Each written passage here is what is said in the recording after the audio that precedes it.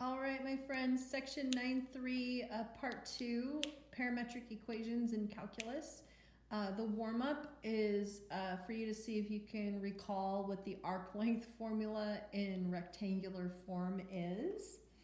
I'll give you a moment to think about that. So for some strange reason, they used a lowercase s for arc length, which if your handwriting looks like mine, there's very little way to tell the difference between lowercase s and uppercase s.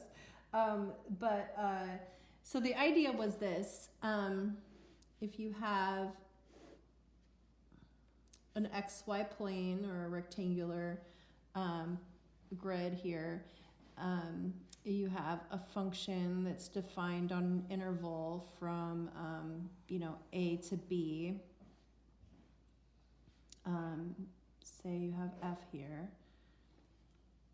Let's say that goes, I guess, to there. So, and you're trying to figure out, how long is this curve? So if this was made of yarn or something, and you were to be able to stretch it out and see how long it is, then what is that length of that arc? You could look back in your notes about how we came up with it in the first place, but we basically used the distance formula infinitely many times on very infinitely small little straight distances and added those up. So we would say arc length is the integral from A to B of, and then you'll see some evidence of the distance formula here, the square root, and then 1 plus, and I'm going to use dy dx here, squared, and then with respect to x. So a quick change here, we're going to show how to manipulate this and write it in parametric form. And so to do that, one thing I'm going to do is, instead of having this be from x equaling a to x equaling b, we're going to talk about, well, what if we're going from where t is a to where t is b? And then you'd have some definition of x in terms of t, and you'd have some definition of y in terms of t, so for these x and y coordinates that make the graph. So what I'm going to do for this value right here is I'm going to call it x when t is a. So you just plug this a value into the rule for x, and then you'd know that number. And then here it would be x in terms of, or when you just take this b value and you plug it into how x is parametrically defined, and then you'd know that number. So that's one little step in kind of moving toward the parametric form, is you talk about what if your t value goes from a to b, and so you'd need to go from, you plug that a value in and figure out what x was, and then you plug that value in and you figure out what x was for your upper bound. So that's one little notation change that we'll make. And then we are going to, the only reason that I changed that is because we're going to try to show the derivation from rectangular form to parametric form. So in that spirit, let's leave this like this and this like this for now. And then we're going to, based on what we did in part 1, we're going to replace dy dx for its parametric form. So we'd have the square root of 1 plus, and then what could we replace dy dx with? Well, we could replace it with this mess here, dy dt over dx dt squared, like so. Next, still trying, they could have left it like this, but we can actually clean this up quite a bit. Sorry for those slanty fraction bars. This thing just gets kind of beastly otherwise. So now let's go ahead and square this result here. So we'd have dy dt quantity squared over dx dt quantity squared. Still going from x of a to x of b.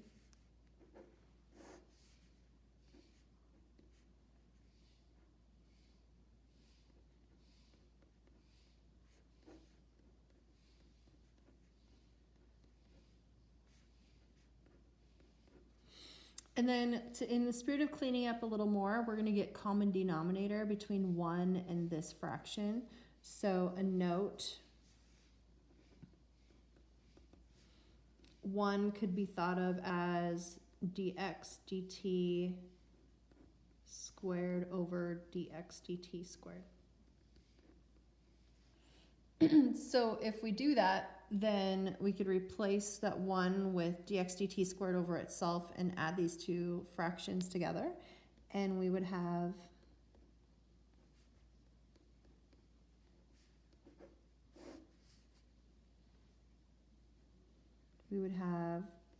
dx, how do I want to write this? dt squared plus dy dt squared over, I'm going to make this a little taller, over dx dt squared. And this is currently still a dx integral. All right, my friends. The next thing we're going to do is factor out this dx dt squared that you see here. We're going to factor it out as it would be 1 over dx dt since it's in this denominator here. So we would have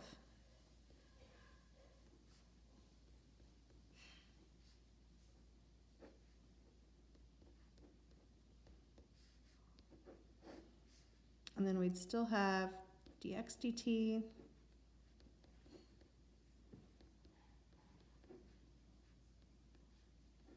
squared plus dy dt squared, and this is currently still a dx integral. Now, if we are going to put this into parametric form, then we actually want everything to be in terms of t, including the type of integral that we have. So that's going to actually be pretty simple at this point. So it's as simple as simplifying this compound fraction. So 1 divided by dx dt would be the same as dt dx. So I'll leave a note here. 1 over dx dt is equal to dt dx. Oops, there we go. I have it on the screen. So at this point, we can write this as the integral from x at when t is a to x when t is b of, I'm going to write the square root next. So we'd have the square root of dx dt squared plus dy dt squared. And then you also have, I'm simplifying this and I'm going to put it here. So that would be dt over dx. And then this guy right here. There we go. All right, my friends, I hope you're noticing you got whatever your sound effects are. If my brother was here, as I cross these out, his sound effects would be something like, you're wrong, and you're wrong again. Anyway, I'm not, but he always thinks I am. So look what we have. We have a dt integral. These are functions of t, and then all of a sudden, instead of going from x equaling, x when t is a to x when t is b, it would actually make a lot more sense to go from the actual t values from a to b. Think about like use substitution type stuff when you change your bounds to match the type of integral that you have. So we're going to go from t equals a to t equals b of the square root of dx dt squared plus dy dt squared, and then that is with respect to time, or with respect to, sorry, your parameter, usually time. And then that, my friends, is the arc length formula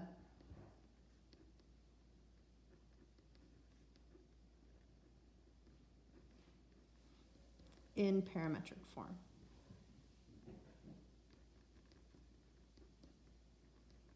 Okay, now for anybody who right now is feeling a little annoyed, that you've got another arc length formula, oh good, just what I need, another arc length formula. I want you to think of it this way if you can. Here's your right side. So I don't know if you guys remember, but you needed more than one arc length formula back when it was all rectangular. if your graph would pass the vertical line test, then this is the one that would make sense. And then there was another one for if your graph didn't pass the vertical line test, but it would pass the horizontal line test. There was another one, so you had two that you would need. What I really like about the parametric form is that there's only one. You could use it if your graph passes the vertical or the horizontal line test. So I personally kind of prefer this one. Anyway, so let's have you take a minute and see if you can commit this to your short-term memory, and then see if you can do the next example without having to look at the formula. It'll really help with that. You know, you don't want to have a big memorization debt the day before your Chapter 9 test.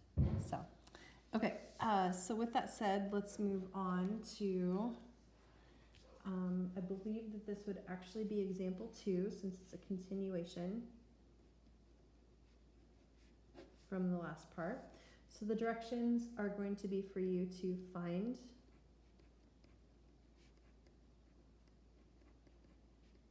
the length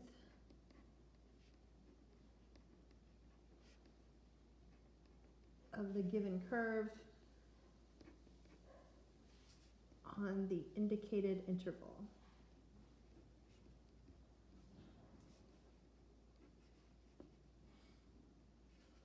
So the curve is defined parametrically as x equals arc sine of t, and y is equal to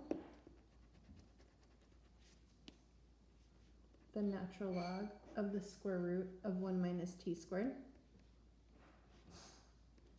The interval is from 0 to 1/2. Okay, good time for you to do what you can with it and then come back to the video. Assuming that you've done that, I would say arc length is the integral from 0 to 1/2 of the square root. And then let's talk about, maybe off to the side, I'll make a note, or underneath here. Let's get dx dt. So derivative with respect to t of arc sine of t would be 1 over the square root of 1 minus t squared. I know it's been a while, but there it is. And then dy dt. So we're just going to take d dt of both sides of this expression. So chain rule, double chain rule. So derivative of natural log would be 1 over the piece, the function that's inside. Then you get to multiply it by the derivative of a square root function, which is like to the 1/2 power.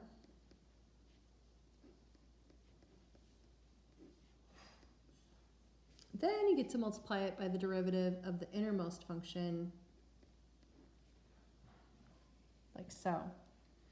So let's simplify this mess of a dy dt expression. 1 minus t squared to the negative 1/2 is 1 over the square root of 1 minus t squared.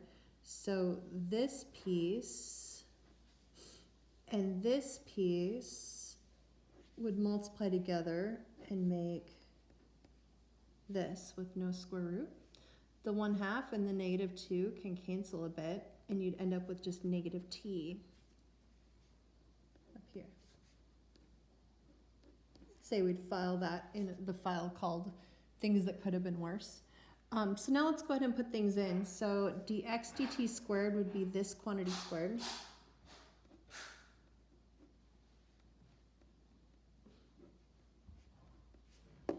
Dy dt squared would be this quantity squared.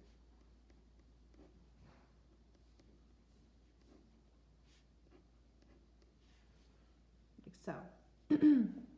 All right, my friends. Let's simplify this down.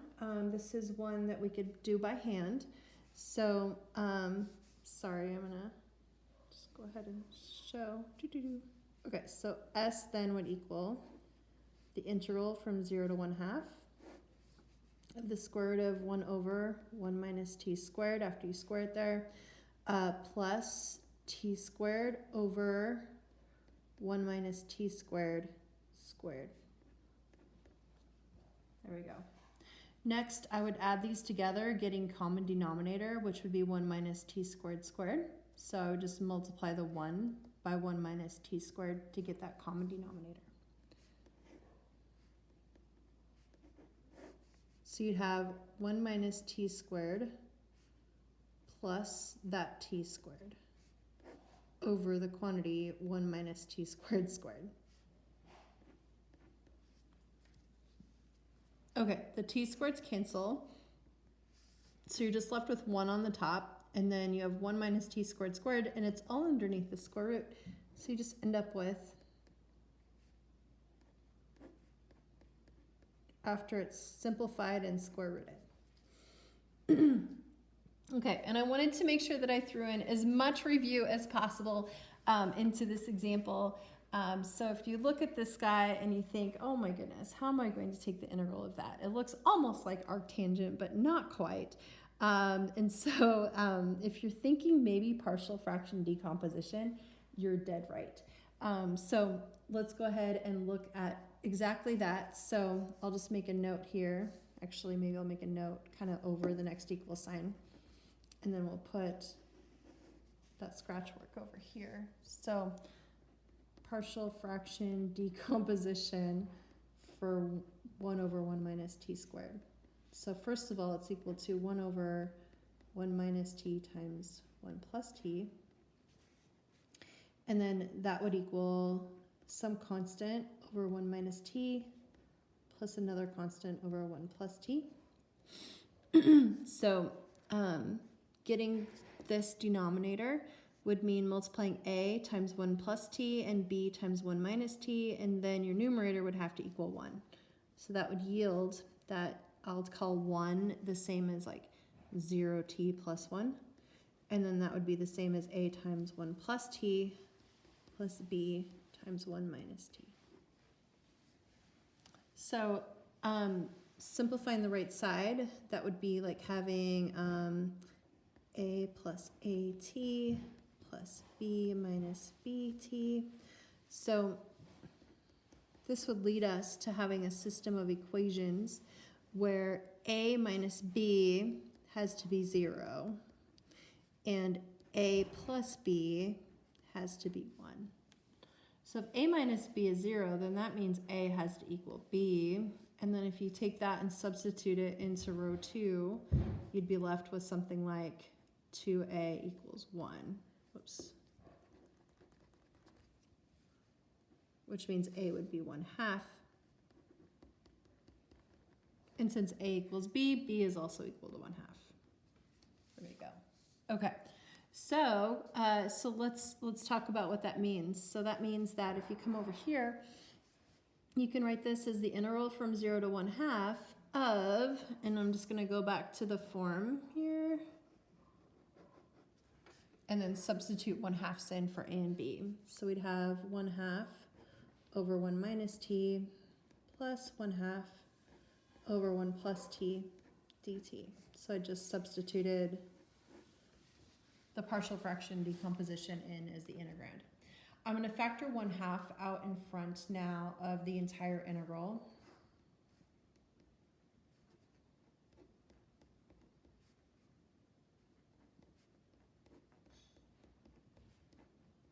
And then in my head, I'm going to think of these as 2 different antiderivative problems.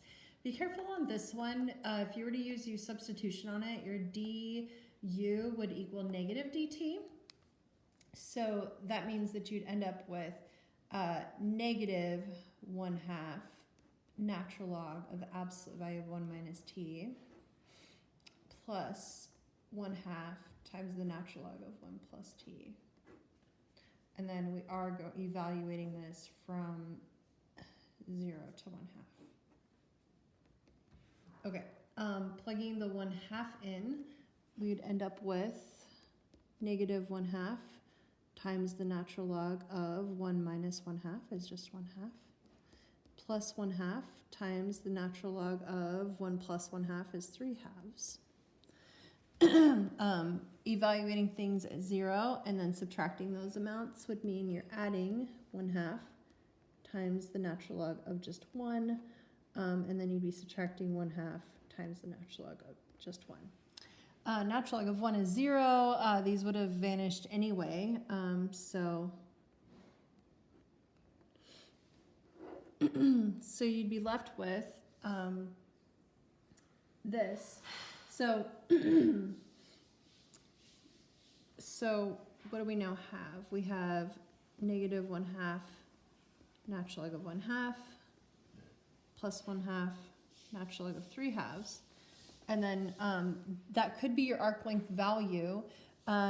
Just a note on, what this could be thought of as. We could use some properties of logarithms, I suppose, on it. Let's see, for starters, we could think of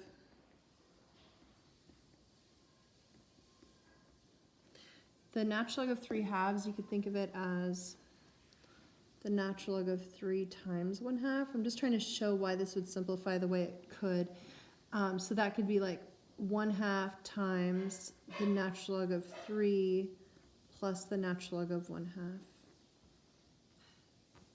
And then you'd have negative 1/2 times the natural log of 1/2 plus 1/2 times the natural log of 3 minus 1/2 natural log of 1/2. So notice, notice these vanish, and so a final simplified answer could be 1/2 natural log of 3, and it was arc length, so you could say units next to it, just to kind of show off that you knew it was arc length. And then you could always write that lowercase s in front as well, it doesn't really matter. But there you go, there's a little by hand arc length example that seemed like a simple little thing, but it turned out to be quite a bit of math. All right, and that is really, I feel like, plenty of exercise work with arc length. So let's move on and talk about surface area. So let's see if you can recall the surface area formula. And then let's have you do the surface area formula that is in rectangular form.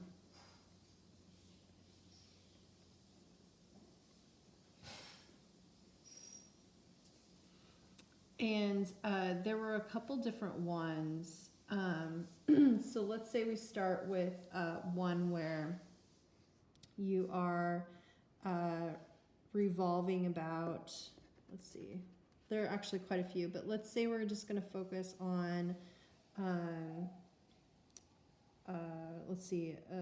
rotating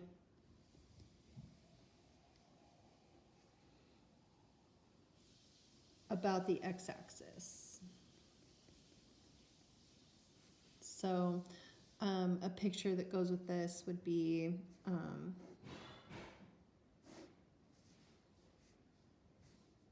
you have some little snippet of a function and you're rotating it about the x-axis.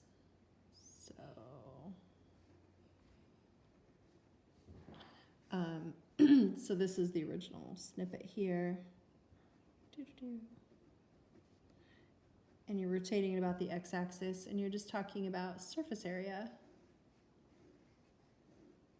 So you're just trying to, let's say if this is an expensive vase with a hole in the bottom. People pay extra for the hole in the bottom. Anyway, and you're just trying to figure out how should you cover it with expensive gold leaf or something like that. So what would the surface area be? So let's think about that. So you would be adding up infinitely many, infinitely thin little strips. Imagine covering this in rubber bands or something. Infinitely many, infinitely thin of those strips there. So how could you find the area of one of those strips? So the surface area formula for this situation, we'll use an uppercase S, would be 2 pi times the integral from a to b of the radius. Now, let's make sure that we're clear on what the radius is. So the radius would be the distance from your axis of revolution up into your original function. So I'm just going to write the word radius because I honestly prefer it to be this way. And then times this little distance, which would be the arc length. And so that would be 1 plus, and then this is rectangular form, so dy dx squared, and then you do that with respect to x. So, so that's for rotating it about the x-axis. Well, what would that be in parametric form? The same thing, but in parametric form. And this won't be a long story, so you don't need to brace yourself or anything. So the same thing in parametric form, let's just kind of translate this. So the surface area would equal 2 pi times the integral. And then we're going to go ahead, I'm going to go ahead and say from A to B, it's just that those would be t values if it's a parametric form.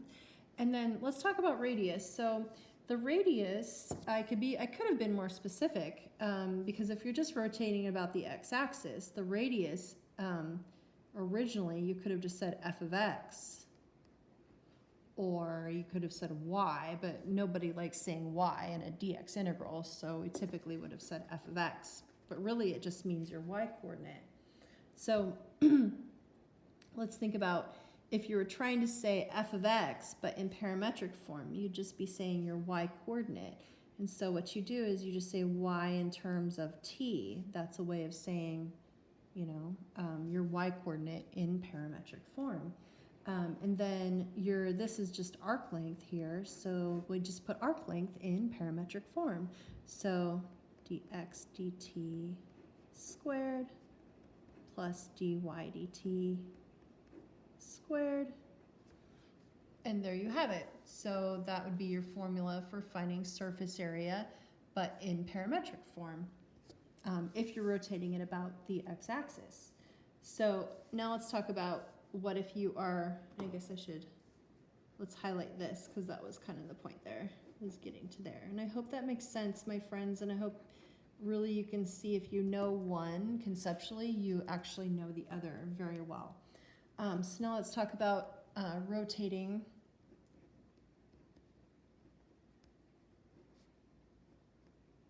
about the y-axis.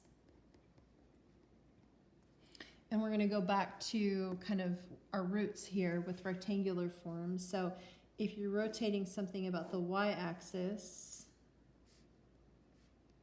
say you have, you know, a little snippet here and you're rotating it around the y-axis.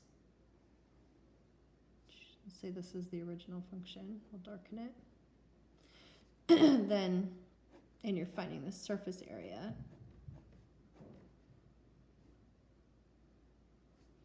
Of this guy right here. Same story, you know, you're going to cover it with infinitely many, infinitely thin, you know, rubber bands, I suppose. So something like that. So the surface area, and we're going to do this in rectangular form first, would be 2 pi times the integral. Let's just go ahead and say this is A. And then where you'd stop up here, that was B.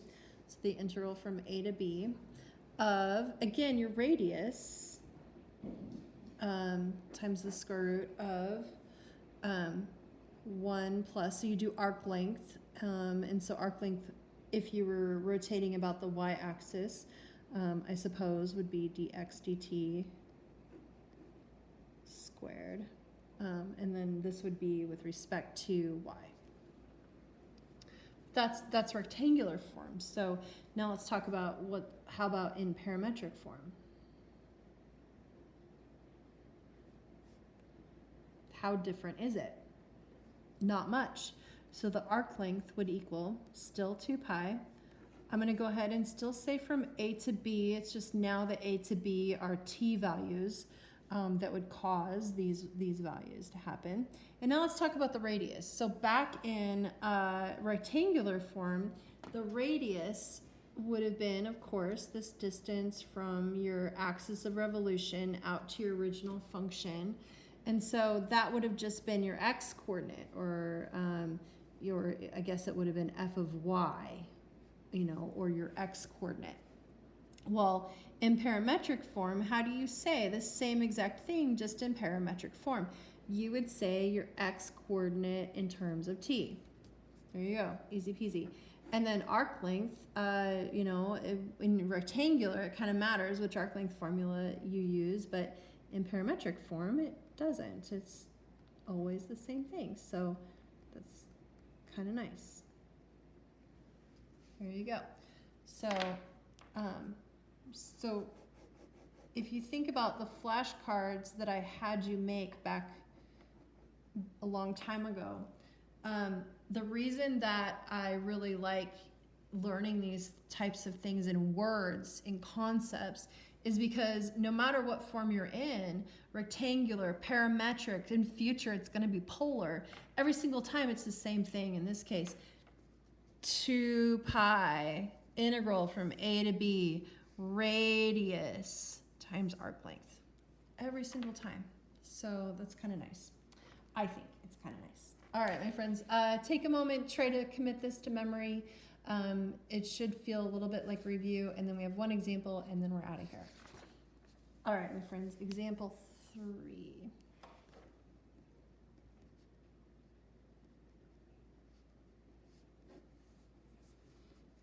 Let's have you find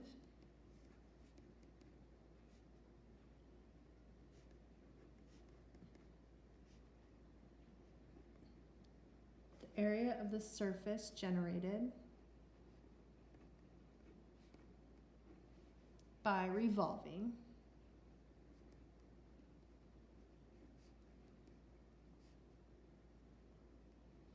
the curve x equals 1/3 t cubed and y equals t plus 1 about the y-axis for t values between 1 and 2. All right, my friends, super good time to see how you would do this problem on your own. So basically, conceptually, if you're just trying to kind of think about it as, so let's just say, if you're trying to think of this in words, then here's the overarching idea. Surface area is 2 pi times the integral from a to b of an appropriate radius times essentially arc length. And then we're just going to do all this stuff in parametric form for something that's being revolved around the y-axis. So if you need to, sketch a little picture out to help you make sure that you have the radius correct. And it does not have to be an accurate picture for the functions. It could just be like, here's your function. You're revolving it around the y-axis. So what makes sense, my friends, for your radius, Does that look like an x coordinate or a y coordinate to you? And I hope that looks like an x coordinate. So the surface area would equal 2 pi times the integral from 1 to 2. Your radius should be your x coordinate in terms of t.